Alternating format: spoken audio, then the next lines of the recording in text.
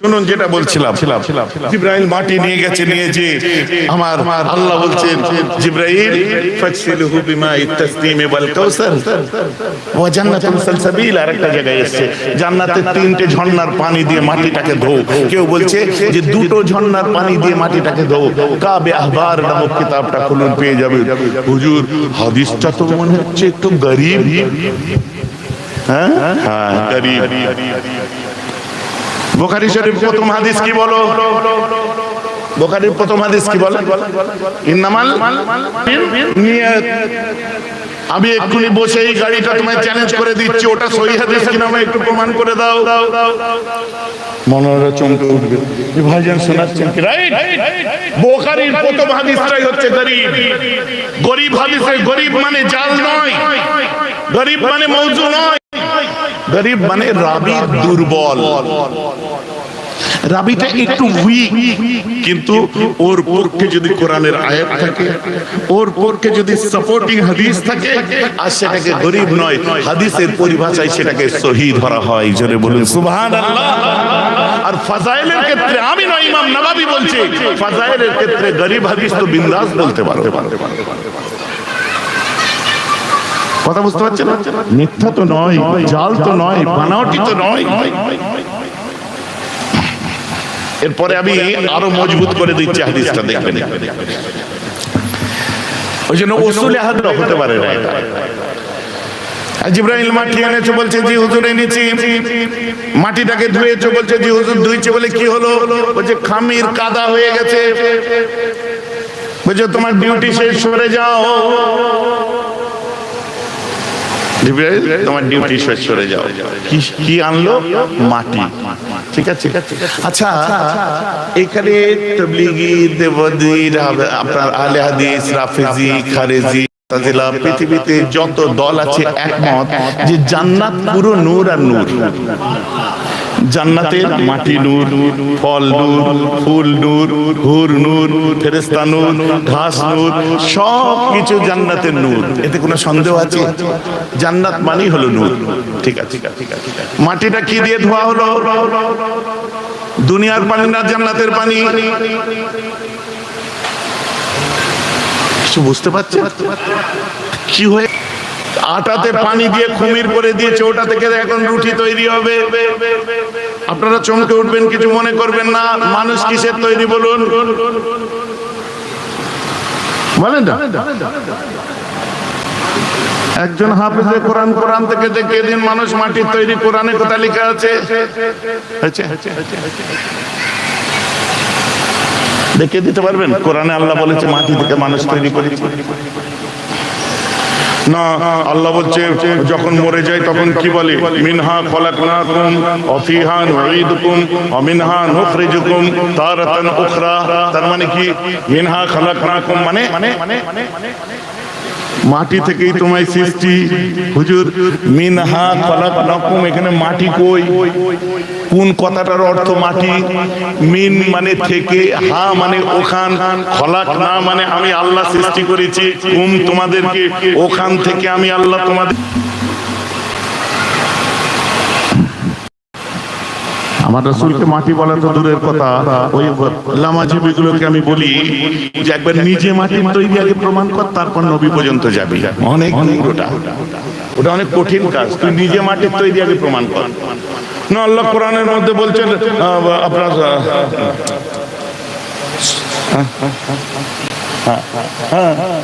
আপনি বলবেন সুলালাতুম মিন তিন। আদম আলাইহিস সালামের জন্য বলা হয়েছে। কথা বুঝতে পারছেন? আদম আলাইহিস সালামের ক্ষেত্রে বলা হয়েছে জিনদেরকে সৃষ্টি করা হয়েছে আগুন দ্বারা, আর এই মানুষকে সৃষ্টি করলাম মাটি দ্বারা। এটা আদম আলাইহিস সালামের ক্ষেত্রে। কিন্তু আমাদের সৃষ্টির জন্য আল্লাহ কি বলছে একটু শুনুন। বিসমিল্লাহির রহমানির রহিম। সুম্মা খলাকনান নুতফাতা আলাকাতান ফাখলাকনাল আলাকাতা মুদগাতান ফাখলাকনাল মুদগাতা ইযামান ফাকাসাইনাল ইযামা। ভাই আমার ওয়াজ বুঝতে পারছি? আল্লাহ বলছেন সুম্মা খালাকনা নুতফাতা আলাকাতান, আমি আল্লাহ তোমাদেরকে নুতফা থেকে সৃষ্টি করেছি, নুতফা আলাকা হয়েছে, ফাখালাকনা আলাকাতা মুদগাতান, তারপর আলাকাটা একটা মুদগা গোশতের টুকরো হয়েছে, ফাখাসাইনাল মুদগাতা ইজামান, আপনারা মাফ করবেন, ফাখালাকনাল মুদগাতা ইজামান, আমি ওই মুদগাতে এর মধ্যে হাড্ডি দান করেছি, ফাখাসাইনাল ইজামা লাহমা, ওই হাড় আবার চামড়া বা গোশত দিয়ে চাপা দিয়েছি। মাটি কই? লে নবী মাটির তৈরি বল, খচ্চর। খারাপ লাগছে নাকি শুনতে? ভাইজান খারাপ লাগছে তো? মানুষকে আল্লাহ না সুলালাতুন মিন তিন, আপনি বলবেন 21 পারা থেকে, আমি জানি সুলালাতুন মিন তিন মাটির নির্জস, মানে সেটাও পানি। আপনি বলবেন মাটি কই? আমার পেছনের ভাইরা বুঝতে পারছেন কিছু? আপনারা বুঝতে পারছেন? নবীজির ইজ্জত নিয়ে খেলা করা, তাদের ব্যান্ড আমি এইভাবে বাজাই। বুঝতে পারছেন কি পাচ্ছেন না? আমি প্রমাণ করে দেবো, আমি বুঝিয়ে দেবো। অবশ্যই মানুষ মাটির তৈরি, মানুষ মাটির তৈরি, এতে সন্দেহ নেই। সুবহানাল্লাহ বলেন একবার। কিন্তু তর্কের খাতিরে গেলে আমি এইভাবে পেঁচিয়ে ধরবো। আমার রাসূল বলছেন যার যেখানে কবর হবে সেখানকার মাটি দ্বারা তাকে সৃষ্টি করা হবে। এই হাদিসের উপর কিয়াস করে মজবুত করেছি, খলাকাল ইনসানা মিন সালসালিন কাল ফাখার, আমি আল্লাহ মানুষকে সৃষ্টি করেছি খড়খড়ে শক্ত কোন পদার্থ দ্বারা। ওটা কি? যে ওর যেখানে কবর হবে সেই কবরের মাটি, এই জায়গা থেকে আমরা মাটির তৈরি করি। অবশ্যই কোরআন বলেছে, মেনে নিলাম, আদমের সন্তান মাটির তৈরি। কিন্তু আবার আদমের সন্তানদের পানি, নুতফা মানে সিমেন্ট যেটাকে বলা হয়, শুক্রাণু যাকে বলে, এইসব তরল পদার্থগুলো আসলো কি করে? মানুষের সিমেন্টের মধ্যে, শুক্রাণুর মধ্যে 10টা উপাদান আছে। ওই 10টা উপাদানের মধ্যে একটা হলো মাটি। কথা বুঝতে পারছেন? আব্বাকে জিজ্ঞাসা করো, আব্বা আমি যখন দুনিয়ায় আসার জন্য তুমি চেষ্টা করেছিলে, ঝোড়াই করে মাটি নিয়ে গেছিলে, মাটি দিয়েছিলে নাকি? ওখানে পিঠের শিরদাঁড়া থেকে একটা পানি যায়, আব্বার শরীর থেকে মায়ের রেহেমে যায়, মাটি কোনে নিয়ে যেত ছেলে, মাটিকেও নিয়ে যায়। তার উপাদান আছে, এটা আপনি মানতে হবে। আমরা মাটির তৈরি, ঠিক আছে। অস্বীকার করেন সেখানেও আপনার ঈমানের খাতরা, আর নূর যদি অস্বীকার করেন সেখানে ঈমানের খাতরা। আমি রাসূলকে নূর নবী বলি না, আমি রাসূলকে নূরুন আলা নূর নবী বলে থাকি। এখন আপনি যদি বলেন ভাইজান মাটি তো আছে, ও কাল কি আপনি জিজ্ঞেস করবে, শেষ পর্যন্ত কায়দা করে মাটি বললো কি বললো না, হয়তো জবাবটা নিয়ে নে। আমার রাসূলের কবর কোথায় হয়েছে? জোরে বলুন। যারা হজ করেছেন একবার হাত তুলে ফেলেন। আমিও করেছি, আপনারা একবার হাত তুলে ফেলেন। চাচাজি রিয়াজুল জান্নায় গেছিলেন। আল্লাহ জীবনে জাহান্নামে দেবে না ইনশাআল্লাহ। ঈমান নিয়ে চলতে হবে, কারণ আল্লাহ একবার জান্নাতে দিলে তাকে জাহান্নামে দেবেন না, জাহান্নাম থেকে তো জান্নাতে দেবে। সুবহানাল্লাহ বলেন না? কথা বুঝতে পারছেন না? রিয়াজুল জান্নাহ আমার নবী নিজের জবান দিয়ে বলছেন, ওমা বাইনা বাইতি ওয়া মিনবারি আর রাউযাতুম মিন রিয়াজিল জান্নাহ। ওগো আমার ঘর আর আমার সব কি ও দ্বারা যে সৃষ্টি হবে সে কি? জোরে বলেন না সুবহানাল্লাহ। এত ভেঙে যদি বুঝিও, জোরে বলেন না সুবহানাল্লাহ। এত ভেঙে যদি বুঝিও না বুঝো, এবার ঝোড়া কোদাল লাগবে। ভাই আমার নবী যে নূর নবী ভেঙে চুরে বুঝে নিয়েছেন। আর কারো সন্দেহ আছে? আল্লাহ যেহেতু বাশারিয়াতে মুস্তাফা দুনিয়ায় মাবুস করবেন, মাটি দিলেন, সেই সিস্টেমকে চেঞ্জ করলেন না, কিন্তু মাটিটাও জান্নাত থেকে নিলেন। ওই মাটি কুবদাতুম মিনাত তুরাবে ওয়া হুয়া নূরিল আরদি, ওটাকে জমিনের নূর বলা হয়ে থাকে। জোরে বলেন সুবহানাল্লাহ। আমার রাসূল যে মাটি দ্বারা তৈরি, ওটাও নূর। দ্যাটস আমরা নূর নবী বলি। এই নূর নবীর কনসেপ্টটা বোধহয় আজকে আপনাদের মন থেকে আর পরে আর কোনো প্রশ্ন আসবে বলে মনে হয় না। এতদিন খালি জড়াচ্ছিল মাথায়, খালি জড়াচ্ছিল। আজ ক্লিয়ার? হ্যাঁ, তাহলে আমি একটু পানি খেয়ে নিই। চা আছে তো দেখি মাইয়াহদিল্লাহু ফাওয়াল মুহতাদ হাদিয়াল্লাহু ফাওয়াল মুহতাদ ওয়া মাইয়ুদিলিল ফালাম তাজিদ লাহু ওয়ালিয়া মুর্শিদা। সুবহানাল্লাহ বলবেন না? এখন আমি একটা কথা এখনো কোরআন বলেছি, আল্লাহ বলছে আমি যাদের হেদায়েত দেওয়ার ইচ্ছা প্রকাশ করি তারা হলো হেদায়েত প্রাপ্ত। ওমাইয়ুদিল, যাদের গোমরা করব মনে করি তাদেরকে আমি তারা কখনো খুঁজে পাবে না। ফালাম তাজিদা, ফালা তাজিদা মানে খুঁজে পাবে না, ফালাম তাজিদা মানে খুঁজে পাবে না, ফালাম তাজিদা মানে খুঁজেই পাবে না। আল্লাহ একদম সর্বোচ্চ ব্যবহার করেছে। ওমাইয়ুদিল, যাদের আমি গোমরা করব মনে করি, ফালান তাজিদা লাহু ওয়ালিয়া মুর্শিদা, ওরা ওদের জন্য চোখের সামনে থাকলেও ওলি বা মুর্শিদ খুঁজে পাবে না। অতএব হেদায়েত যাদের, আল্লাহ যাদের নসবে মুর্শিদ রেখেছে, বলেন না সুবহানাল্লাহ, ওলি রেখেছে, বলেন সুবহানাল্লাহ। চা খেয়ে দিয়ে এনাদের চা দিলে কাপ নেই এত, তাই তো? কাপ নেই এত, ঠিক আছে, কাপ যার চা তার। তাহলে ওলি যার, মুর্শিদ যার, হেদায়েত বলেন না সুবহানাল্লাহ। আচ্ছা তো নাকি আর ভেঙে ভেঙে পারবো না। দুনিয়ায় সব জিতেন নিয়ম আছে গো, আল্লাহর ওলিগুলো সব মাথা খারাপ ছিল না, নাউজুবিল্লাহ মিনহা। এমন মুসলমান খেয়াল করে শুনে রেখে দিন, একটু কাছ থেকে টেনে নিয়ে বুঝতে সুবিধা হবে। আমার রাসূল যখন দুনিয়ার বুকে তাশরীফ আনবেন সেই মুহূর্তটা বলি। আল্লাহ রাসূলের আব্বা জান ছিলেন হযরতে আব্দুল্লাহ, আব্বা হুজুর ছিলেন আমার রাসূলের। আমার রাসূলের আব্বা জন্ম নিয়েছিলেন ছোট সন্তান, এক মায়ের পেটে দুই ভাই, টোটাল সব ভাই মিলিয়ে আমার নবীজির আব্বারা ছিলেন 10 ভাই। এক মায়ের পেটে ছিলেন দুই ভাই, একজন হচ্ছে হুজুর হযরতে আলী কারামাল্লাহু ওয়াজহু শেরে আব্বা, হযরতে আব্দুল্লাহ। আপনি বলবেন হযরত আব্দুল্লাহ কেন বলছেন? আমার মন চাইছে বলছে, তো কিছু করার আছে? কারো কিছু করার আছে?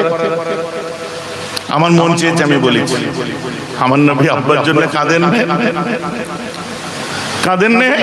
আমার রাসূল যার জন্য কাঁদে তাকে ভালোবাসেনি, তো তাকে সম্মান দিলে তোমার কি গায়ে ফুটছে? হ্যাঁ, তোমার কুটকুট করছে না? উনি মানে বল মানে কি? ঠিক আছে, আমি জানি, বলতে যে চুপ করে যাই। ওই জন্য বলি যত দূর হাত যায় তত দূর চুলকাও, বেশি চুলকাতে যাও না। আমার নবীজির আব্বা ছোট ছেলে ছিলেন, 25 বছরের বয়সে বিয়ে করলেন। মক্কার কুরাইশ খানদানে বিয়ে করেছিলেন এবং খুব বড় সম্ভ্রান্ত যে পরিবারের মেয়েরা ছিল জোহরি খানদান, তাই আম্মা আমেনাতুজ জাহরিয়া, বলেন না সুবহানাল্লাহ। আমার রাসূলের আব্বা হুজুরের যখন বয়স ছিল আপনার কি বলে 25 বছর, তখন সম্ভ্রান্ত সুন্দরী আমাদের আম্মাজি আম্মা আমেনার সঙ্গে তার বিয়ে হয়েছিল। বিয়ে হওয়ার পর খুব সুন্দর সময় কাটতে কাটতে এমন একটা সময় আসলো, হুজুরের আব্বা বললেন যে এবার ব্যবসার কাজে একটু বেরো না। বার হলেন, 3 মাস তখন আমার নবীজি মায়ের পেটে 3 মাসে বার হলেন। বার হয়ে যে ইয়াসরাবের কাছাকাছি, পরবর্তীতে মদিনা নাম হয়েছে, ইয়াসরাব নাম পরবর্তীতে হয়েছে। আমার রাসূল মেরাজের রাত্রে যখন যাচ্ছিলেন, হঠাৎ জিবরাইল বুরাক দাঁড় করিয়ে দিলেন। বুরাক দাঁড় করিয়ে দেওয়ার পরে বলছে হুজুর এখানে নামুন। বলে কেন, এটা কোন জায়গা? বলছে এটা হলো ইয়াসরাব। আমার রাসূল নামলেন, 2 রাকাত নামাজ পড়লেন। বলছে এতদিন ইয়াসরাব ছিল, আপনার পবিত্র কদম পড়তেই আল্লাহ এটাকে সুন্দর শহর করে দিয়ে। সুবহানাল্লাহ। আমার আল্লাহ মদিনাকে আমার নবীর কদম পড়তে যদি সুন্দর শহর করে, তো আরবকে কেন মদিনা আমার নবীর নামে রাখা হলো না? আপনারা একটা জিনিস ফলো করেছেন, সৌদি আরবের বিভিন্ন মক্কা মদিনার ডকুমেন্টারি দেখবেন, এই গম্বুজ অমুক বাদশা করেছে, এত লাখ টাকা খরচা, এখান থেকে ডেজার্ট করেছে, এখান থেকে এই করেছে, এখানে এই করেছে, গম্বুজে এত সোনা, সব বলেছে। আমার নবীর হিস্ট্রি শোনায় না তারা। মিলিয়ে দেখবেন আমার কথাটা। আমাদের কষ্ট এই জায়গায়, কারণ আরবের জমিনে 72% হচ্ছে সুন্নি হানাফি, আমাদের মতে চলে, আর বাকি সিটি এরিয়ায় যারা আছে তারা দখল করেছে কি আমার রাসূলের আব্বা আব্দুল্লাহর আব্বা আব্দুল মুত্তালিব, তানার আরেক আব্দুল মুত্তালিবের আব্বা হাশিম, হাশিমের আরেক ভাই ছিল যার নাম হচ্ছে আব্দে শামস, আব্দে শামসের ছেলে আমিরে মাবিয়া, তার ছেলের নাম হচ্ছে এজিদ। তারপরে এজিদিয়াত ওখানে বেশি বিরাজ করেছিল, রাজতন্ত্র চলেছিল এজিদিয়াতের মধ্যে। আজও সেখানে এজিদিয়াত পন্থা মেনে রাজতন্ত্র চলছে, যার জন্য বেশিরভাগ আমার নবীকে ছোট করা হচ্ছে। এটা মাত্র আপনার 28% মানুষের মধ্যে, বাকি আপনার কি বলে 72% কিন্তু আমাদের মত মাননেওয়ালা। জোরে বলেন না সুবহানাল্লাহ। বলে আরবে মিলাদ হয়, কানা কোথাকারে। এক্ষুনি একবার স্কাইপ কিংবা ইমো থেকে ফোন লাগান না, কি অবস্থা চলছে নবীজির দরবারে একবার দেখুন। কদিন আগে দেখেননি আপনার ইউনাইটেড আরব এমিরেটসের দিল্লির আপনার এম্বাসিতে মিলাদুন নবী পালন হলো, সালাতু সালামের গোল উঠলো, আধা ঘন্টার উপরে সব দাঁড়িয়ে আমার রাসূলকে সম্মান জানালো। যা যে বাধা দিকে যা যা, ওরাও তারও, ওরা করছে বলে আমরা করছি তা নয়, আমরা করছি আমাদের স্টাইলে করছি। বলেন না সুবহানাল্লাহ। যাওয়ার পরে আমার রাসূলের আব্বা অসুস্থ হয়ে পড়ে, ওখানে আমার রাসূলের আব্বার নানার বাড়ি। বুঝতে পারছেন? হাশিমের আরেকটা স্ত্রী, ওই স্ত্রী যার ছেলে হচ্ছে আব্দুল মুত্তালিব। কথা বুঝতে পারছেন? হাশিমের আরেকজন স্ত্রী ছিল, দ্বিতীয় স্ত্রী, দুটো বউ ছিল না, সেটা হচ্ছে মদিনায় ছিল। তো আমার রাসূলের আব্বা ওই যে ওয়াজি শোনেন না, ব্যবসা করতে যে মরুভূমির মধ্যে পানি পানি করে আমার নবীর আব্বাজি ইন্তেকাল করেছে, মিথ্যা কথা। কারণ সে জাতা ঘরের মানুষ নয়, সে রাষ্ট্রপতির ঘরের ছেলে, আব্দুল মুত্তালিবের ছেলে, ছেলে খেলা ব্যাপার নয়। সে একা বেরোবে না, জেড প্লাস ওদের কাছে অনেক কম পড়ে, সঙ্গে সব সময় দল বল থাকতো, রসদ থাকতো, সব থাকতো, সে তার নিজের প্রোটোকল অনুযায়ী বার হতো। কথা বুঝতে পারছেন? অসুস্থ শুনে তাড়াতাড়ি করে বানু নাজ্জার খানদানে বিয়ে করেছিলেন সালমা বিন উমার হবে। আমিনা তোমার বাচ্চা জন্মাবার পরে तमाम নবীদের সামনে ওর ইমামত হবে, আর ওই বাচ্চাটা কোন নবীদের সরদার হয়ে যাবে। চাচা বাচ্চা নয়, ওর নামটা তুমি মুহাম্মদ রেখে দেবে। বলেন না সুবহানাল্লাহ। কিছু বোঝা যাচ্ছে? তুমি জন্মবার আগে নাম ঠিক হয়েছিল? মৌলভী সাহেব, ছেলে হবে না মেয়ে হবে না, বড় হয়ে তালি বাজাবে তার ঠিক নেই। কে কার নাম ঠিক করে? চা চলে এসেছে।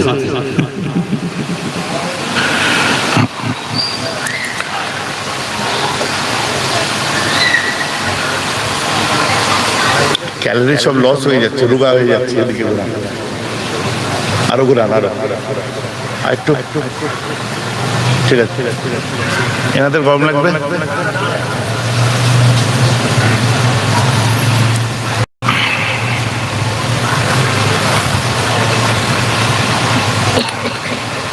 সামনের দিকটা একটু ফাটাফাট দিয়ে না, ধরো ভাই সাহেব, ধরে ভাই, ধরে। আমি যা ওয়াজ করলাম সব ভুলে গেছেন জানি, কিন্তু ব্যাপারটা মজবুত এটা মনে রয়ে গেছে, তাই তো নাকি? ব্যাপারটা যে মজবুত ব্যাপার আছে এটা মনে রয়ে গেছে, ওইটাই যথেষ্ট। আমি তোর সঙ্গে সংসার করতে চাই না, তোকে বেশি বোঝাতে চাই না, পরিষ্কার হিসাব।